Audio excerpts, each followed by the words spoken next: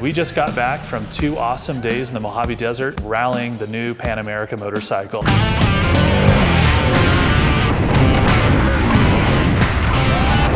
I hit it? Well, you paid for all 7.5 inches of suspension. I think you got it. Hello, I'm Greg. I'm the dealer principal here at Grand Teton Harley-Davidson. I'm here with Shane, our sales manager, and we just got back from 2 awesome days in the Mohave Desert just rallying the new Pan America motorcycle, and we're excited to share all we learned at RawHyde Adventures down there, learning new skills about this bike, and boy, this thing rips. We were out in the middle of the Mohave, learning new skills, running through sand pits, going over jumps, taking these bikes on pavement, and Harley has a winner on their hands, and we've got the experts here at Grand Teton Harley-Davidson to tell you all about it. So Shane, we ended up at this zombie apocalypse type of structure out in the middle of the Mohave. What were your first impressions of the bike? Walking into that compound and seeing the bikes lined up and having them all out in front of me for the first time, being able to actually touch it and see it, what a great experience. I was so impressed with so many things about the Scoot design, rideable ethics platform itself. I couldn't wait to get on it. It was just absolutely exhilarating. Shane really couldn't wait. Like, he kept asking them, can I get on this bike? Can I get on this bike? I wanted to go immediately. You wanted to go immediately. Yes, I did. And the bike has that kind of draw. It's really appealing aesthetically. It looks like it fits in this segment. Quality's great, even though we were on early stage, like pre-production bikes. That evening before the first day, they had us take off all of the windscreens, the side mirrors, because, you know, once you push these bikes, like at some point you're probably going to drop them, so they need to be durable. Absolutely. And then the setup too. That was the other thing that's impressed me so very much, was the sag, the relationship with the suspension and the special models, the automatic ride height, the seat adjustments, all the things that we could actually do to the Scoot to tailor them to our needs. Again, just blew my mind at how phenomenal it was. So day one of our adventure out there is skills development, because these are a little bit different than riding on the road. You need a separate set of skills so you don't wash these bikes out, drop them all the time. But the very first thing that they taught us, and where I noticed some things that Harley was really thoughtful, is they taught us how to pick up this bike. Picking up the bike. I did find that interesting as well, sir. But just the geometry of the bike, right? The way that you'd have to place your hands on the bike, set your back up against it to be able to pick this bike up. Harley was really thoughtful there just to make sure you have room to do that. Plenty of grab holds, nice and easy to get to, and to offset that center weight coming up off the ground really was just lickety split. So again, great design ethics as far as thorough thoughtfulness on the bike itself. And then right away, like, they got us out, like, exercising this bike, so to speak, right? Like, Correct, really testing correct. our own skill and exercising us too. I think a large part of it was getting us used to the bike's capabilities, because it was so far above and beyond what I expected. I wouldn't have thought it could do those things necessarily right out of the gate. So I was very appreciative of that. So this bike has a high revving 1250cc engine, variable valve timing, Dual downdraft. Dual downdraft. Like, the engine itself is part of the structure and frame of the bike to save weight. Correct. It comes in at an unladen weight of what, 550 pounds? Yes, sir, that is correct. But there's lots of adjustments. So Harley has done some industry firsts here. So there is an adaptive ride height option. It's a $1,000 option on top of the 1250S.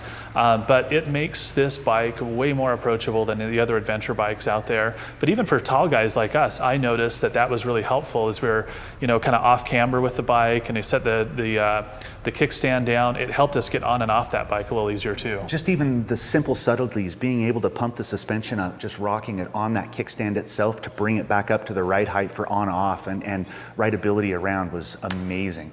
The versatility in the control systems, the lockouts you could do, and we haven't even gotten to that point yet, but there's so much that comes into line with that versatility and that rideability, being able to control the timing of that, for example, the 10-second delay that is available to program into it if you don't necessarily want it dropping it immediately. There's so much beyond it that's so awesome. And then there's 3 different seats. There's a standard seat as well with 2 different adjustments, height adjustments. There's a reach seat for those that have a smaller inseam. Correct. And there's even a tall boy seat. So we can fit almost anybody on one of these bikes. Like I say, it's going to make this sport like very approachable for everybody, regardless of size, men, women alike. That was one of the first things I noticed getting on this bike. Harley also thought through these really unique features around pegs and the rear brake lever and adjustability there depending on how you ride. You can take the rear brake lever, you guys, and flip it over to allow about a 1/2 inch, 3/4 inch bump depending on the style of boot and the angle angle of your ankle and the perception of the individual as well, you can tailor the ease of using the braking system. And given on-road, off-road rideability, it's a wonderful facet of adjustment. The rubber peg inserts just into the foot pegs alone, you know, if you're doing more on-road riding versus off-road riding and you need less of that grip and want more of that vibration isolation, the forethought in that was amazing. And Harley has a whole suite of things you can do to even tailor it more to yourself. So speaking of pegs, like there's the grit pegs that are going to give you that kind of broader platform and everything. So for those that haven't done adventure bike riding, like, you know, some people just keep these mainly on pavement and on improved roads. Harley, this bike's going to perform really well there. There's a whole host of options on wheels and tires. Absolutely. We were set up with the new spoked wheels that you can do field repairs really easily on the spokes. So that's the true off-road tire with the, true off-road wheel with the off-road tire, because these are very dirt oriented as well. Very, very dirt oriented. And I think that's the part that surprised me the most was its ease of maneuverability and use. Again, going back to the balance and the forethought of the design of the bike, the ride ethics just made it really, really fun to be on. Whether you were on dirt, sand, or pavement was phenomenal. And like I say, we were allowed to rip these things. So the dirt tires that Harley recommends for these, they're a radial tire still, but Correct. very, very dirt oriented, but you could get them up to speed and feel confident leading into a corner and that those wheels weren't going to wash out on the pavement. Those tires weren't going to wash out on the pavement. Absolutely impressed. What else? So Harley has a whole host of other features available for this bike as well. They're going to customize it for yourself. So, you know, both of us being kind of taller guys, we played around with some of the different seat adjustments, but the risers, yeah. And then you can adjust the handlebar just, you know, based on how you want to feel that handlebar beneath you as you're standing on the pegs or sitting down in the seat. Well, and again, being able to cover both controls and braking, I think is a big part of that. All the adjustables that they've built into the bike should make it really comfortable regardless of the person that's on the motorcycle. A lot of tailorability. Yeah, as soon as we get these on the ground, we're supposed to get 2 right out of the gate here with more coming. We're going to do a full walk around on the vehicle to show everybody on the bike some of these different features. Right, like just visually seeing it drop when you shut the bike off or turn it on, raises up into that last aspect of setting. It's really telling on the way that the bike is designed. Now, one of the frustrating things I've had with these adventure bikes is as you're moving, it can be pretty difficult to adjust the windscreen. These windscreens go up and down very easily. So the other thing that we really noticed, like stepping onto this bike or sitting on this bike, is the infotainment system. It's 6.8 inches, slightly larger than anybody else in this segment. Tons of adaptability for how you want to ride this bike. Throttle response, engine braking, different modes, dampening on the suspension. Again, I was blown away when he said, oh, you don't like, you want more engine braking? Oh, just go in and adjust that in the computer system. What? Who does that? I mean, it was so rad. I can increase or decrease the amount of force that I get on a braking capability for downhills. Totally, totally amazing setup. And it's fully adaptable to HD Connect. So the new mobile app that Harley released a couple of years to sync up with the bike, download maps in advance. And as you get out of cell phone range, you should be able to navigate via the system and your phone. That is correct. And it's a direct link to the phone. So regardless of what you're using, it's your setup that's on there and very familiar and easy to operate. It's a super intuitive system. So once we went through the modes and kind of played around with them, we could also load our own custom mode based Yes, on sir. how you ride, which was fantastic. So Off-Road Plus, turning ABS off, turning some of the linking. Being able to shut down traction control with that rear link off and riding it like a dirt bike through the corners. Oh man, on the motocross track, no, stop it. There again, the geometry on this bike just felt fantastic. It was comfortable. The second day we went out for a 150-mile ride, about 60% off-road, 40% on-road, a real variety of terrain from, you know, just barely improved roads to washboard roads to some more technical switchbacks in the sand. To the edge of the sequoia forest from To the Mohave Desert. Pine cones this big. Yeah, and then ripping it around the pavement too, Yep. like, you know, dragging the pegs. Coming down those back sections out of those wash areas where we had these wonderful 2-lane roads that allowed us access to really get a good feel for how the bike washed in and out of the corners, or should I say not washed in and out of the corners. It was amazing how much control, because my expectation was of the one that it was going to be hard to manipulate on road. Exactly the opposite. It was beautifully driven. They let us rip these things, and you know, we got up maybe over triple digits. It's maybe, possible. It's maybe. possible the rev limiters were touched upon. So based on the tire and wheel combination that you pick on these as well, you do have to bring these back to the dealership to get the TPMS sensors recalibrated, Correct, but they also recalibrate the governor in it just because of the speed rating of the tires too. Which was 110 on the dirt tires and I believe 140 on the street, if I'm not mistaken. Correct. And man, I'm telling you what, you have no issues attaining that. It was quick and responsive, 150 horse with an 8,000 plus RPM redline. I mean, I just, again, blown away with the versatility of how the variable valve timing worked. Again, with those dual downdrafts, it just was awesome. No matter where you were at in the power band either. You could be 3,000 RPM in third gear and just roll it on and your power was immediate. Or you could drop 2 gears into first and use the upper echelon of that if you needed to spin the rear tire to get you out. Just so much fun to ride. So that variable valve timing, it's important to touch on that as well, because you could be in the wrong gear and this thing has plenty of torque, so you don't have to worry about shifting if you're going over something technical. Correct. And you know that the engine is going to kind of figure its way through it. But on top of that, in some of these remote areas that you go adventure biking, they may not have 91 octane fuel, and it helps with the NOx sensors. Correct, absolutely. And again, getting that thing on the motocross track at the end of the day, the VVT surprised me every time coming out of a corner. It was just so smooth and so much fun.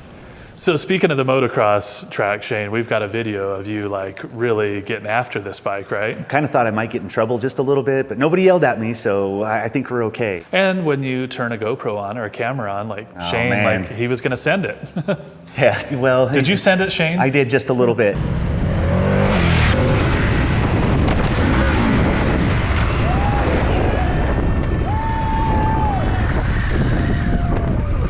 Did I hit it? Well, you paid for all 7.5 inches of suspension. I think you got it. A little harder than possibly I should have, to be honest with you, but the best part about that was actually sending it off of that tabletop, landing too far off on the other side, and having the bike respond under throttle the way it did. Everything it did was perfect. Even though I hit too hard and the impact was too great, nothing failed. Everything functioned. And when I hit second gear coming out of the bottom of that after 2 head slaps and it pulled me out like that, couldn't have been more impressed with the way that thing responded. And then the next day, getting on the same bike and putting 150, 160 miles on it was 0 problems. I couldn't have been more impressed. And Shane did not drop the bike as well. Like No, sir, we didn't go down. Treated it like a motocross bike for Yes, sure. sir. But in that, before we hit that track, I mean, there was a huge sand pit as well, right? Man. And we're learning the skill about going across the sand. And, some people hit that at a slower speed and had to modulate the throttle to, when in doubt, throttle out to carry through. But we had a guy in our group that actually hit that pit going 65 miles an hour and just zipped right across it, just, with no disruption to the bike. That's what we call floating across the top of the sand. I think I went in the first time, I was scared. I know I was scared 35, 40 miles an hour because they told you got to keep your speed up. In the sand, if you've ever ridden in the sand, it's going to slap. You're going to get washed from one side to the other on that head unit, and stay on the throttle and keep the front end up. And they said, man, the bike will stay up straight, and it did. I was, again, just uber impressed. So this bike is incredibly well balanced. We did a lot of slow speed stuff as well, just to build our confidence on the bike. But before we did the slow speed skills, we went around and balanced this bike with one finger. I was amazed. And this is something that most adventure riders are keen on. And again, we're learning some of this stuff. I grew up on dirt bikes, but they had us walk around this motorcycle, keeping it balanced vertically, no kickstand involved, with just 2 fingers touching the bike at any given time. So we had a support buddy that was there kind of keeping around us, making sure that we weren't faltering in that, right? Yeah. And the bikes didn't drop. But it was amazing at how much balance the bike had, even with the motor off. So just 2 fingers, 2 fingers, 2 fingers touching all the way around the bike to keep it upright and vertical. Again, balancing aspects were amazing. Yeah, and that balancing really played out with some of the slow speed stuff that kind of mimics some of the really technical stuff. So 180 degree turn standing on the bike. Leaning offset, outside weight peg. Outside weight peg. So far you're dragging your foot off the other side was just awesome. Kicking one leg entirely off one peg over to the other side, dragging your foot. Yep. And this bike is super, super well balanced in that regard. Lighting was another thing. There's some additional lighting options that you can get, but there's adaptive lighting for at nighttime. You can see around a corner if the bike detects a certain lane angle. Correct, and I think it was, was it 5 degrees, 8 degrees, and 23 degrees, I think, were their angle sensors. And what it's doing is so awesome because it's actually turning on an auxiliary light above the main lighting system, and it shines from the opposite side. So if you're making that hard left-hand turn, that light system turns on to the right and shines down in it through the left. And oh my gosh, it's just at night super, super impressive. And we did get some footage here. It did turn out great, but we will share it a bit with you. But the best way to understand what that really does from a safety perspective is to get out on the bike at night and ride it. Yeah, absolutely. The auxiliary lighting was another thing that they've got coming out. And that's an upgrade to the standard system. And in our area of the world is going to be phenomenal to be able to add that much light to the front end of the motorcycle.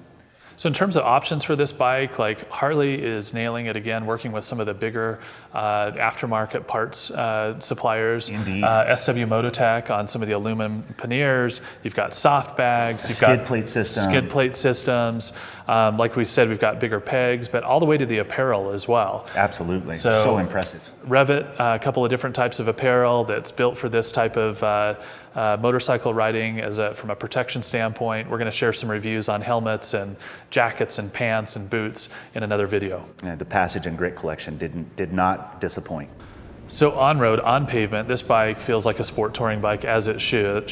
It gets out and rips. If I had the proper tire on this thing, some of those twisties that we're in, feeling like I you felt could like a drag a knee even, Yeah, right? yep. Like, I mean, it's very confidence inspiring. But that's one of those things about this segment. There's been a lot of innovation. It's the fastest growing segment, I believe, right now around the globe.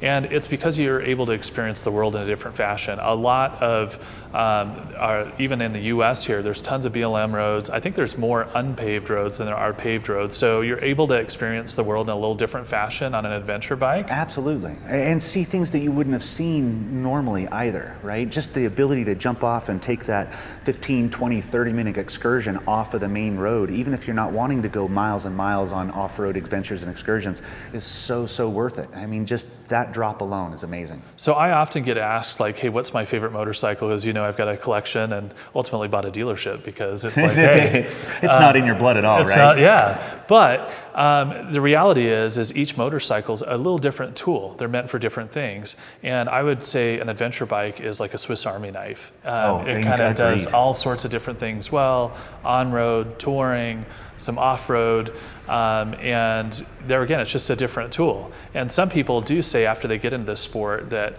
if they could own just one motorcycle, this would probably be it because it does all of those things well. It satisfies all those visceral experiences, the personal needs, the wants, and opens up a whole other world of rideability that, you know, personally coming from somebody that's been on Harleys on road for a long time and grew up on dirt, I cannot wait to get back into. And we're going to be sharing a lot more Pan America content with you here as we get the bikes. And we are in the perfect part of the country to share our favorite Utah adventure BDR, bike and trail. Idaho BDR, Yeah. Island Park, West Yellowstone. I mean, talk about a mecca of rideability for Montana. us. Absolutely. Wyoming. National Jeez, parks man. galore. So we're going to share a lot of content with you. Get out on these bikes, ride them, share experiences, share some of our tracks. We're just a couple of weeks away from it actually being on the ground here. Yes, absolutely. And we can't wait to share the experiences that we've had. We're going to have a demo unit on the ground if we can keep it on the ground, right? Because we've got a lot of demand, a lot of reservations in place. Please subscribe to our channel. We've got a lot more content coming for you, sharing this beautiful part of the country, part of the world that we're in, and also more Pan America content. Check this thing out. It is well worth your time. All come and see us.